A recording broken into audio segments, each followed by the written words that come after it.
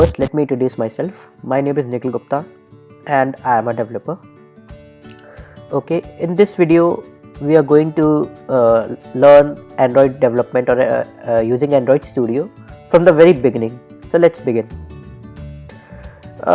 For learning Android Studio, for learning Android development, first we need to download Android Studio.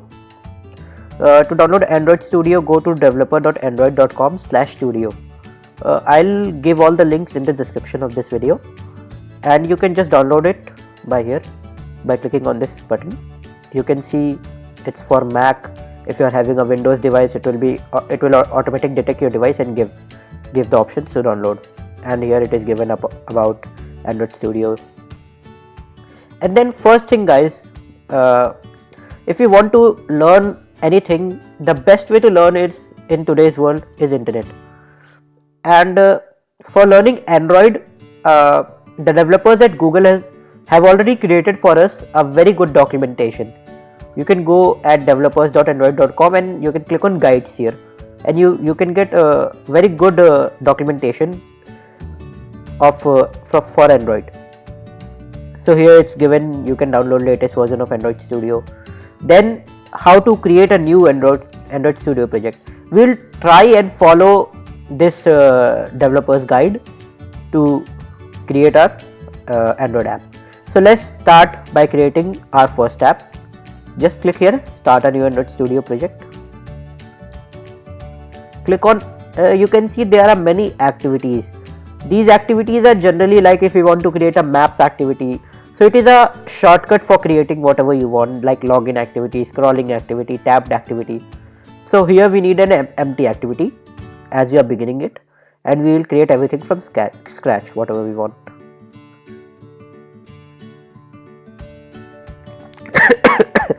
Really sorry guys, I am having a bit of throat problem.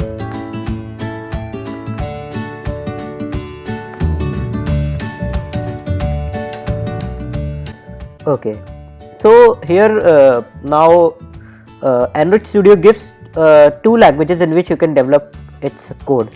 One is Java, another is Kotlin. We'll be using Java, as most of us know Java very well because it's a very common language. Kotlin is also very easy, but we'll go on with Java. Okay, let's create our first app. While it's configuring, let us see. Yeah, let me tell you some basics about Android. Android, you have to give a name, whatever name you want to give. Then this is the package name of your app. Like if you want to upload it on Play Store or somewhere, this package name should be unique. It should be unique. So if it is not unique, you cannot upload it on Play Store, because this is the only thing by which Play Store identifies your app. You can see in the data folder of your Android device, you can see like this com.share it, com.facebook. Our project has been successfully set up, and this is the main activity.java file. This is generally the first file that will load when your app starts. And this is manifest.xml. This is, you can say, introduction of your Android app. This tells what would be your Android icon, app icon, what would be your label. Label is the name that we see on the home screen, the name of the app, and the theme of our app, and the activity that will start when we click on the app icon. The activity that will start would be main activity. This is the first activity that will show up when the app starts, as we have put it in the category launcher. Now, this is the Java file is generally controls the backend part of your, like you can say what happens when you click on a button, like what happens when you click on a layout, any layout. We will control it here.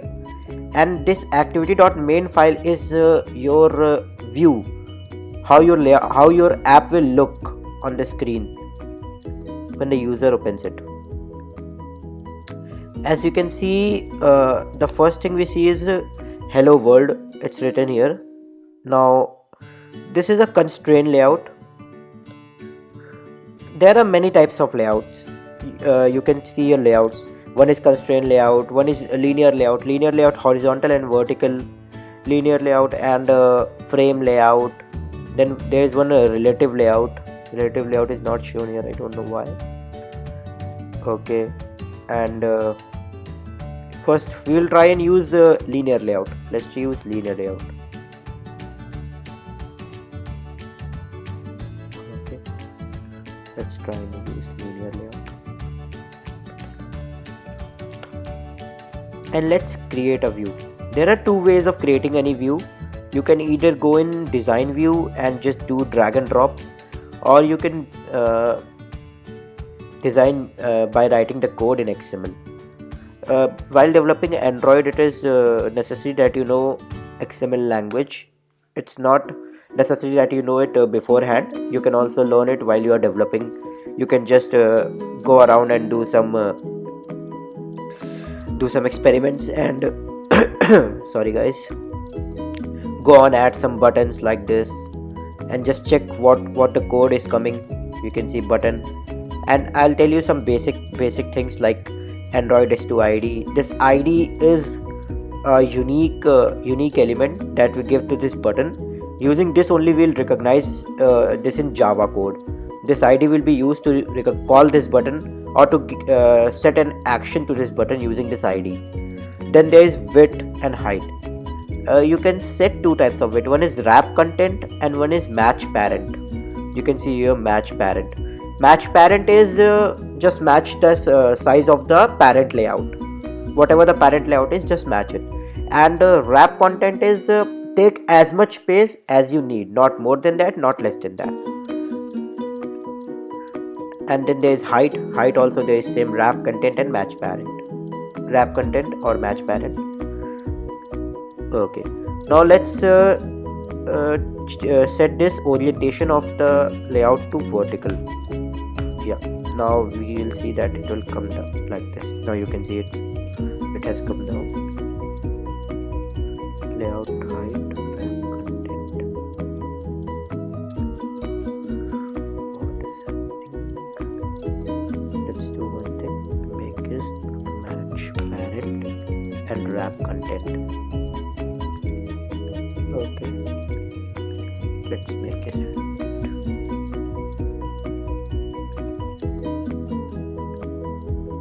10 dp. dp is the unit in which we give the size of height and everything. What is happening? Oh no guys, I guess there is a problem. Let me see. Okay, wait, let's move the weightage. Weight is something I'll tell you guys afterward. I didn't see it.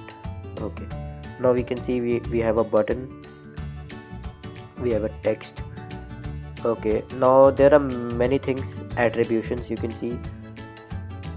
Now if you want to it in center, then you need gravity. Okay, you can do it bold.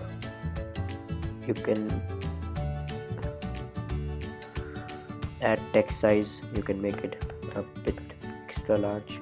20 sp. sp is the size in which we give text sizes. Okay, and then font family. Like if you want to change the handwriting, the fonts, serif, whatever you want. Now here we see gravity. Gravity if you want it in layout, gravity if you want it in center. Yeah, now this text is in center, as you can see. Then this button.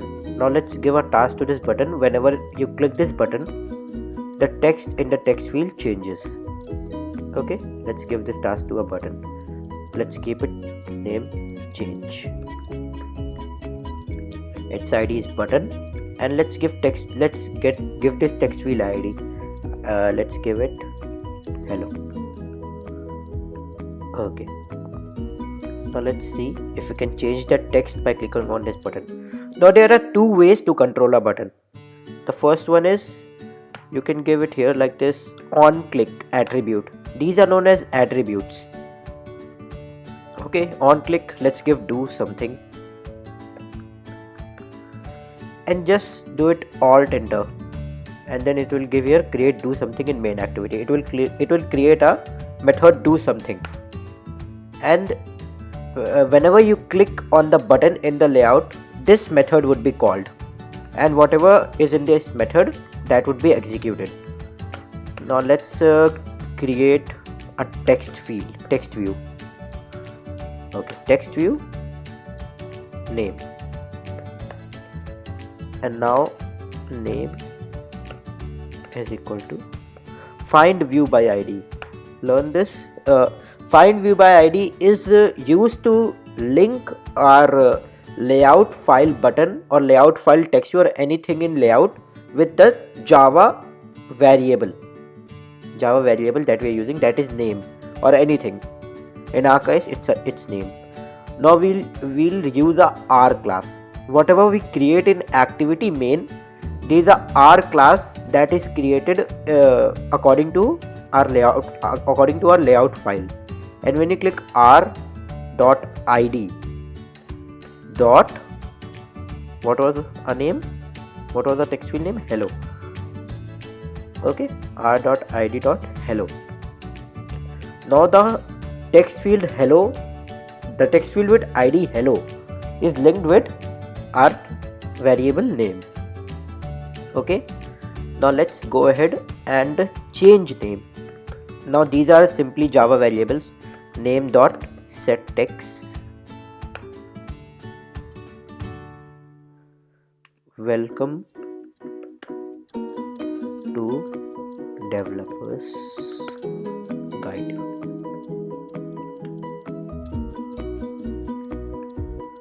Okay, now there are two ways in which you can execute your program.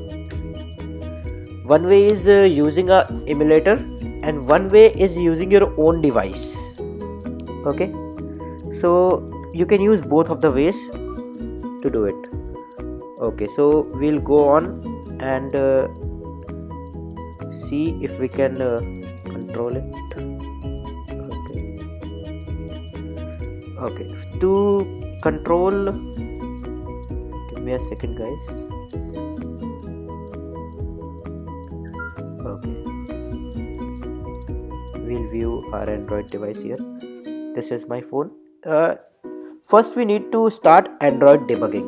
You can find it in developer options, and if you don't find it there, go to your device, about,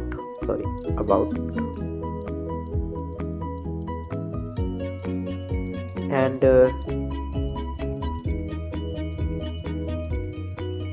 click on the software version 7-8 times, and you will unlock the developer options. Now go to developer options.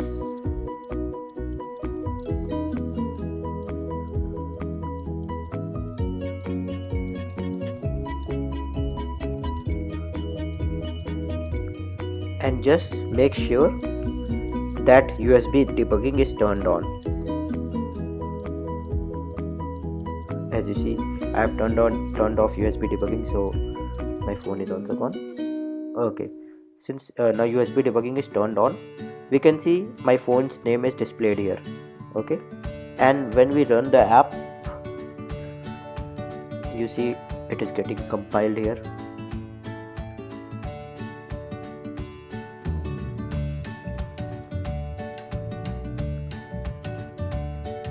And once the app gets compiled, it will run on my device. And you can also run it on an emulator. To run on an emulator, you need to create an emulator. I have already created an emulator. For creating an emulator, you have to go create a virtual device, then select your phone type, click on next, then which operating system, like which Android version you want to give it, Oreo, and then click on next, and portrait or landscape, in which view do you want it. Then click on finish, and your phone will be created. your virtual device would be created, your emulator would be created, and then you can run and execute your files in the same way as you are executing here. Now let's see our app is ready. Let me show you. See, this is the app running on our phone. Now if we click here change, now you can see welcome to developers guide. So thank you guys, this was the first video. Do make sure that you subscribe our channel and give us a lot of support. Thank you.